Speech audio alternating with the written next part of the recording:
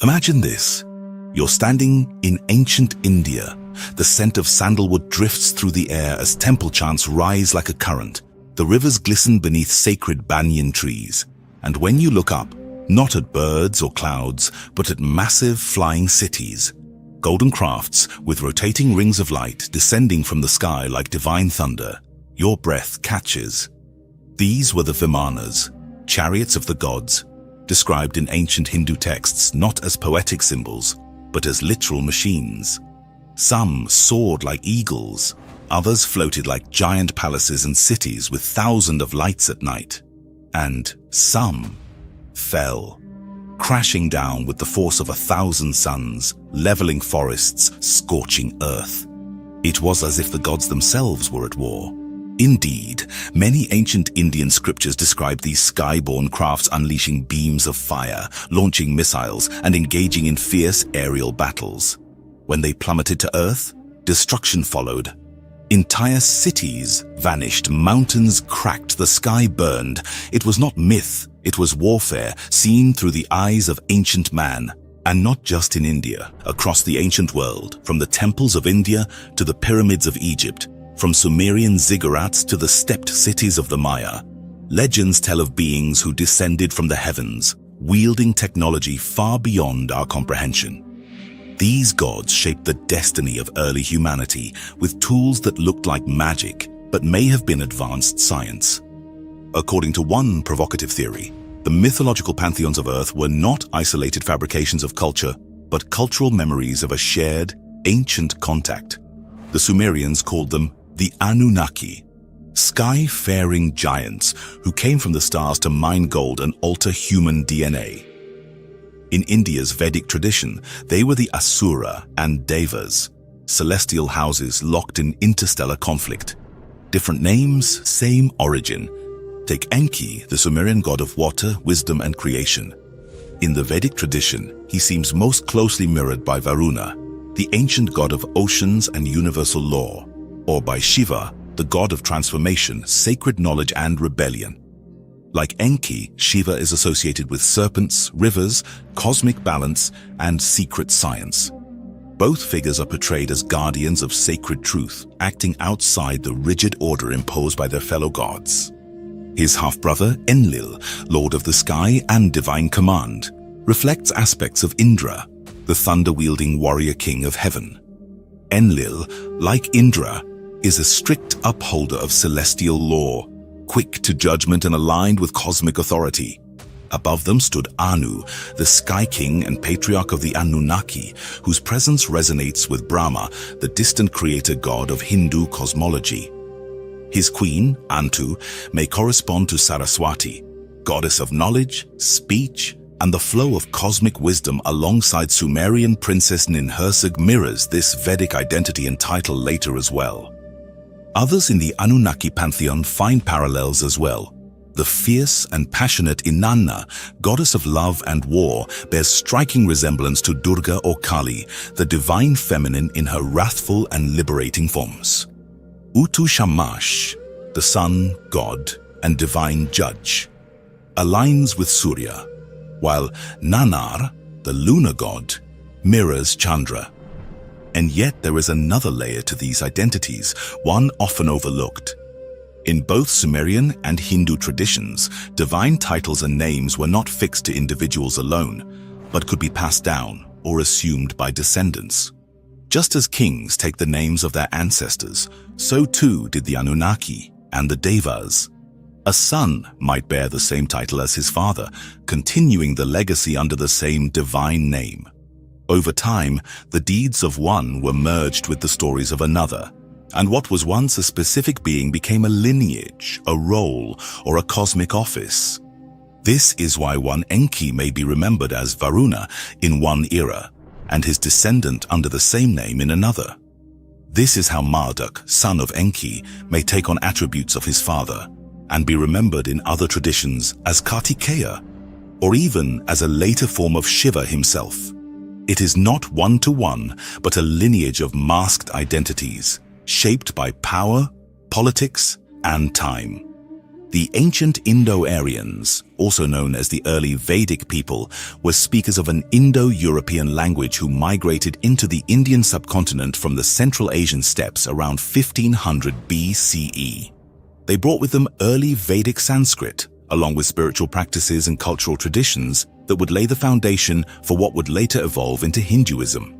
As they settled in regions including the Indus Valley and beyond, these Indo-Aryans composed sacred hymns and texts that would become central to Vedic literature. Over time, these works were expanded upon and gave rise to the great Hindu epics. Among the most revered is the Mahābhārata, an epic poem of immense scale that blends myth, history, and metaphysical philosophy. Within the Mahābhārata, we find striking descriptions of what appear to be advanced technologies, aerial vehicles known as Vimanas, which soared through the skies like jets, weapons of immense power that could annihilate entire armies, and missiles described as shining with the brilliance of 1,000 suns. Cities were laid to ruin by these divine armaments, and celestial beings engaged in epic sky-borne warfare. These ancient Vedic texts strongly resemble the Mesopotamian accounts of Anunnaki civil wars and divine interventions.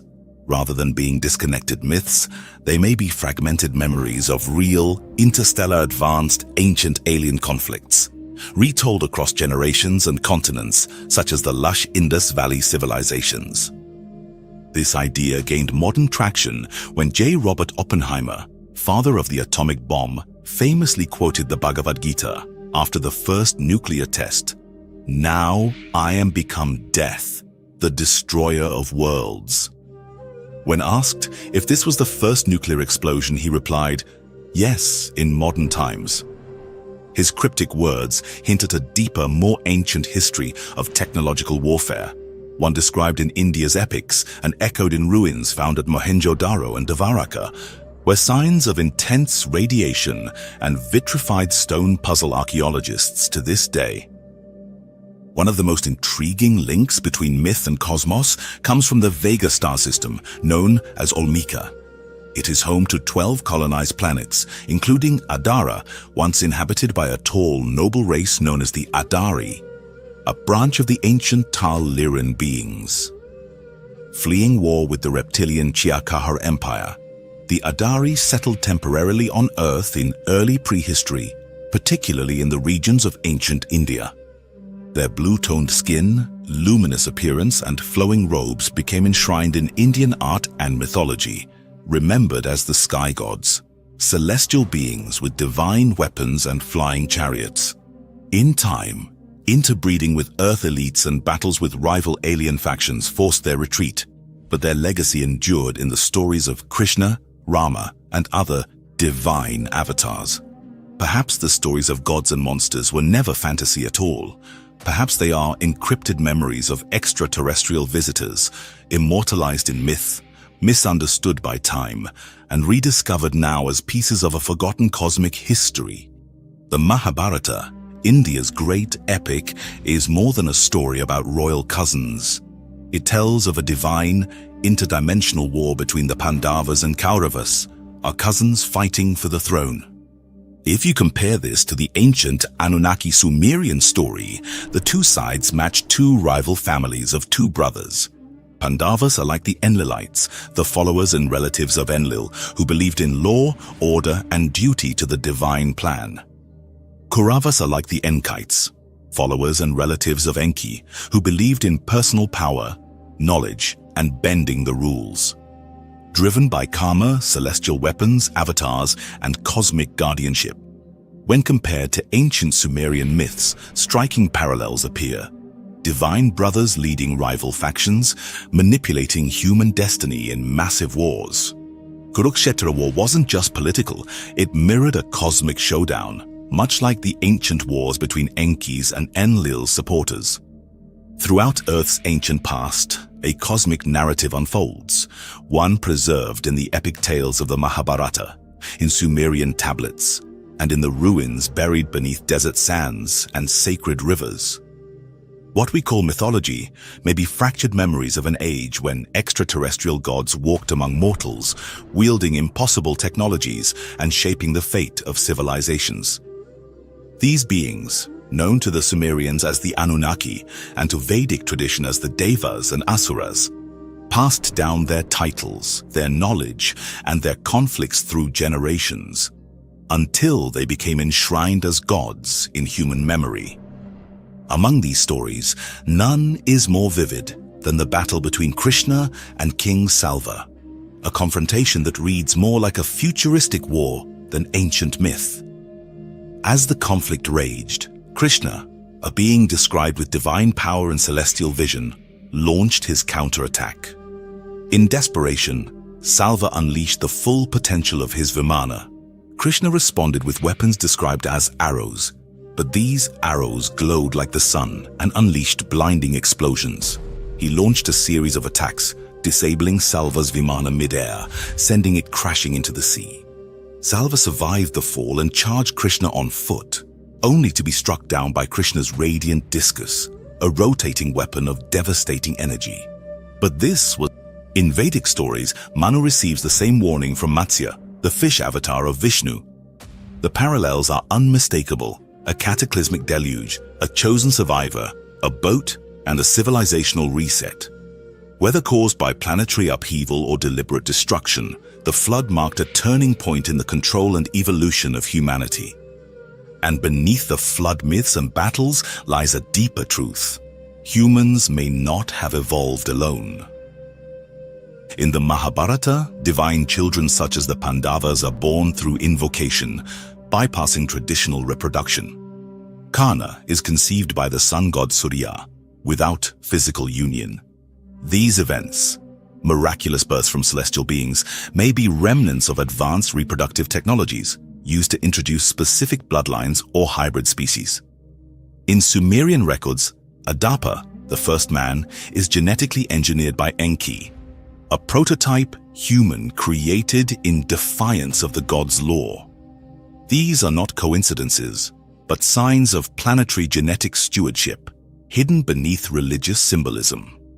The knowledge behind these acts may have originated with the Nagas, semi-divine serpent beings in Hindu tradition. But far from being monsters or simple symbols, the Nagas emerge as one of the oldest and most mysterious factions of extraterrestrial or interdimensional origin. In the Mahābhārata, the Nagas are described as luminous serpentine beings who dwell in Patala Loka, an underground world of immense beauty, radiant technology, and hidden wisdom. Their cities are adorned with glowing crystals, flowing streams of light, and structures that echo the architectural genius of Atlantis.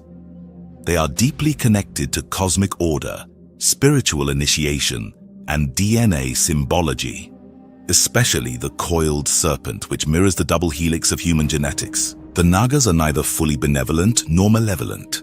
They act as guardians of sacred knowledge, often resisting the control of the Devas and Asuras alike. In some accounts, they intermarried with human bloodlines, passing on unique psychic or spiritual traits. Their presence in India is mirrored in Sumer and Babylon through the Apkallu, serpent or fish-skinned sages who emerged from the deep to teach early humanity the arts of civilization. The Apkallu were directly tied to Enki, and their serpentine imagery extended into Egypt, where Ningishzida, Enki's son, later known as Thoth, was venerated as a serpent-headed architect of reality and time. Even modern symbols like the caduceus, the medical symbol of intertwined serpents around a staff, echo this ancient knowledge, linking healing, DNA, and serpentine wisdom passed down from the Nagas and Apkallu lineages. The serpent, then, is not a symbol of evil, but of awakening, genetic activation, and cosmic memory. The Nagas represent an ancient race of knowledge-bearers who helped steward early human consciousness, possibly seeded from the Vega or Orion star systems, and deeply involved in the original programs of genetic upliftment on Earth. Supporting all of this is the archaeological record, where myth meets matter. The ruins of Mohenjo-daro show signs not of slow decline, but sudden annihilation. The city was planned, efficient, and technologically advanced, yet its people were found lying unburied, hand in hand, as if frozen in time. Radiation levels in the area measured up to 50 times normal.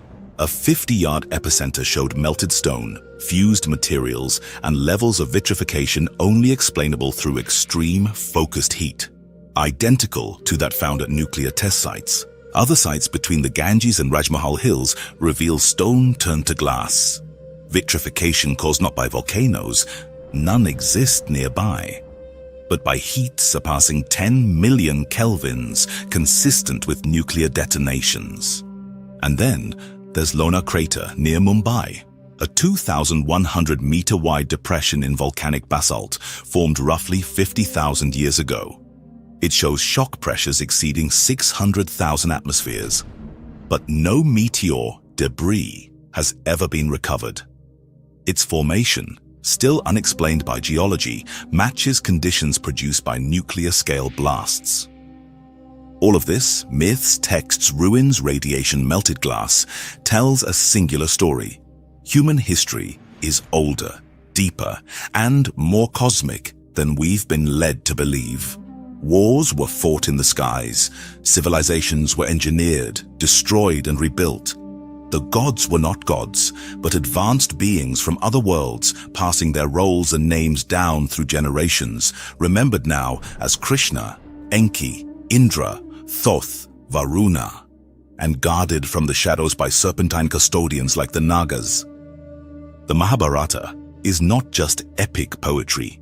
It is a cosmic archive, a galactic saga, and perhaps the last surviving record of Earth's forgotten golden age. And its fall.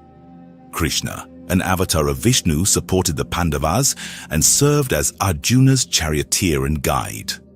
The Kauravas were backed by powerful warriors like Bhishma and Dronakarya, mortals with divine knowledge and weapons. Enki and Enlil also mirrored this dynamic. Enki, the god of wisdom, cared for and uplifted humanity. Enlil, god of law and storms, enforced divine order, even if it brought destruction. Krishna aligns with Enki, offering secret knowledge, guidance, and protection, while figures like Bhishma embody Enlil's strict obedience to cosmic law, even at great cost. In the Bhagavad Gita, Krishna reveals divine truths to Arjuna. He alters Arjuna's perception to show the cosmic reality beyond the battlefield. Some scholars suggest this experience resembles a psychoactive or visionary state. The Greek root kreo related to the word Christos means ointment for the eyes, possibly referencing ancient practices that induced spiritual vision. The Kurukshetra war was also a karmic reckoning. Each warrior's fate reflected past actions, reincarnations, and divine purpose. This is similar to the Sumerian belief in cosmic cycles, where divine wars reset civilization's course. Just as Enlil brought floods and ruin, the war in Mahābhārata marked the end of an era and the beginning of the Kali Yuga, a time of darkness and spiritual decline. This was not just a human conflict, but a war of cosmic destiny. Krishna, like Enki, defied rigid divine order to protect and uplift humanity.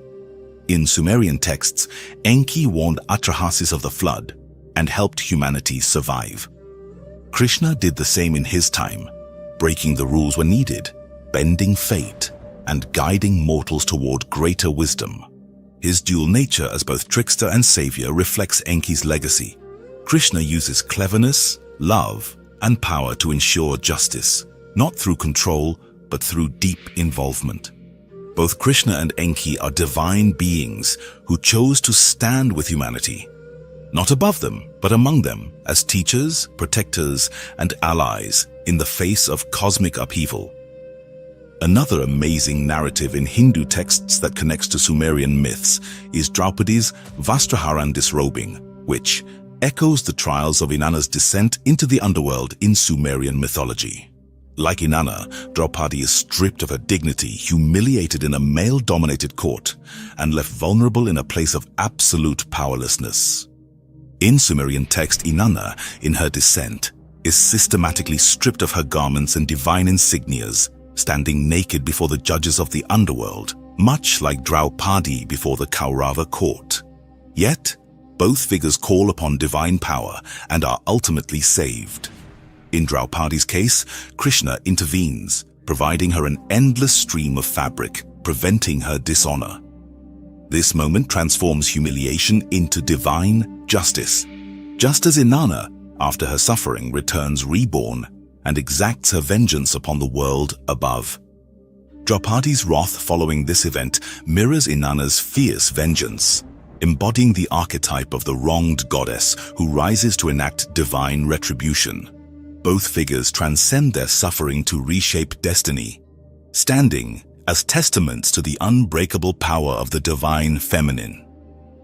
The burning of the Khandava forest, a massive act of destruction led by Krishna and Arjuna, is far more than just an ecological devastation.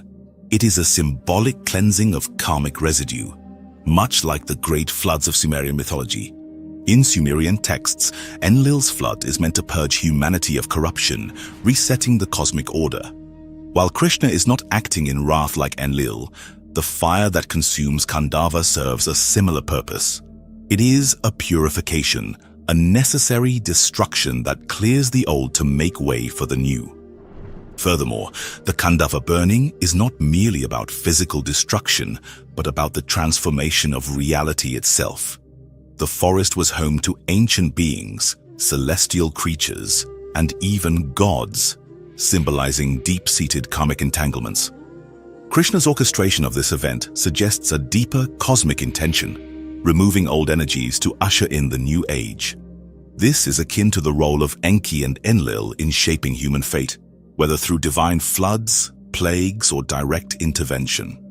When Krishna unveils his Vishvarupa, which is his true universal form to Arjuna, it is a moment of cosmic revelation, one that shatters all human perception of time, space, and individuality.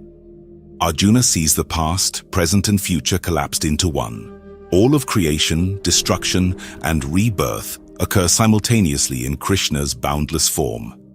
This mirrors the multidimensional knowledge of Enki, who, as a god of wisdom, was privy to the hidden workings of reality.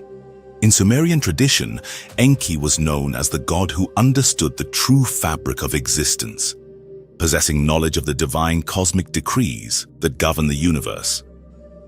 Much like Enki guiding mortals toward enlightenment, Krishna's revelation to Arjuna is not just about battle or destiny. It is about the nature of existence itself. Krishna reveals the illusory nature of reality, known as Maya, showing Arjuna that life and death are mere transitions in the endless cosmic cycle. This is reminiscent of Enki's wisdom, which challenged rigid fate and offered secret knowledge to those who sought it. Arjuna's vision is not merely a display of divine power. It is an invitation to transcend limited perception, much like the initiatory wisdom Enki provided to his chosen humans. It is a moment where mortal understanding collides with cosmic truth, forever altering the consciousness of the one who beholds it. Each of these events in the Mahābhārata finds an echo in Sumerian mythology, reinforcing a shared mythic structure across ancient civilizations. The figures of Krishna and Enki, though from vastly different traditions, serve strikingly similar roles as divine tricksters, wisdom givers, and protectors of humanity, often working against the decrees of higher celestial authority.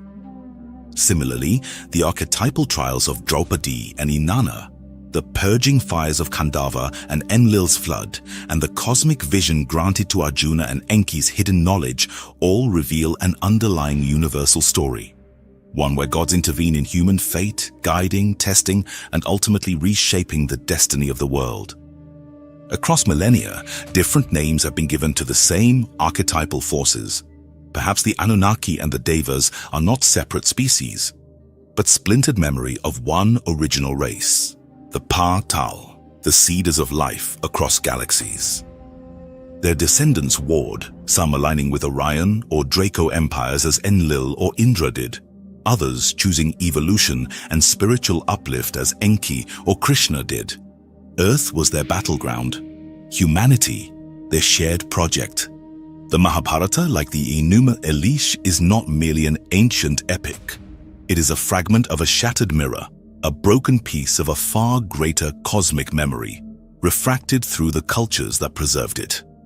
Beneath the layers of regional myth and poetic embellishment lies a deeper truth, one that stretches beyond Earth, beyond history, into the fabric of the cosmos itself.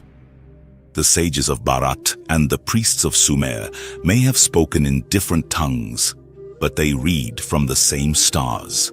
They recorded the struggles of their gods, not as mere metaphors for human conflict, but as echoes of celestial wars that shook entire worlds. Their gods bled, loved, punished, guided, and genetically modified humanity in nearly identical forms, differing only in name, yet bound by the same cosmic drama. The question is no longer if these ancient myths hold truth, but rather, what truths have been hiding in plain sight all along? Could the Sumerian and Hindu gods be echoes of the same beings we know currently as ancient extraterrestrials, avatars of a shared celestial lineage known by different names across cultures and continents? Might the Anunnaki have walked among us not just in Mesopotamia and India, but possibly two other great civilizations, ancient Greece and Mesoamerica? What do you think? Could these gods be expressions of a single cosmic narrative, echoed through many cultures and languages? Drop your thoughts in the comments. We'd love to hear your perspective. If you'd like to see more episodes exploring the legacy of the Hindu epics, especially the Mahābhārata, which we believe shares deep connections with ancient Sumerian texts, let us know below. By connecting the records of these ancient civilizations, we can finally piece together the missing parts of what truly happened in the distant past. If you enjoyed this episode, don't forget to like, share your thoughts in the comments, and subscribe to Astral Legends for more ancient myths and astral adventures. We'd also like to emphasize that all living beings have the power and strength of the Creator of all within them. May the eternal light guide your path. See you on the next episode.